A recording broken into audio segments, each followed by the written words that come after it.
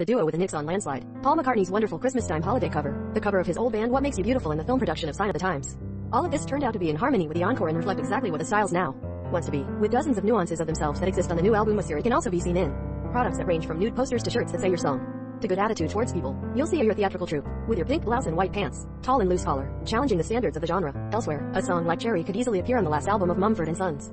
While Styles gave up Treat People with Kindness on behalf of singer Lucius as choral director, Harry Styles is not satisfied with what the slogan does at this stage. His Treat People with Kindness philosophy is not limited to folding shirts.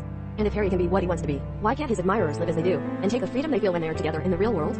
By the end of the decade, it sounds like a pragmatic use of pop music, moving the imagination into the real world. Although Fine Line is just her second album, many of them have grown up here since their One Direction. Their tastes have evolved and matured like the Styles' aesthetics, even in their support band, which was equally divided between men and women. One could see such progressive statement that Styles does regularly when he does his work here.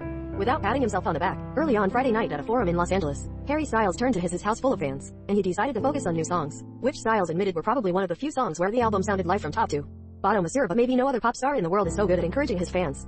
As long as you can hear them, get carried away by the screams of fans around you. See it through the eyes of other people. If Harry Styles is really the future of pop music, it is hard to imagine that the genre is in the best hands. Partly, the special relationship Styles has with his fans can just flow from a long life. No matter how good the fine line is, we can say that the music of Styles comes alive more personally than on the record. When a pop star is on stage, the sight of such a successful and surprisingly unrealistic version of a person can inspire the viewer to be so confident in himself, so artistic, so free, or just fall in love with someone who embodies these attributes. Despite the fact that the music has different influences, everything is interconnected because it is unmistakably Harry.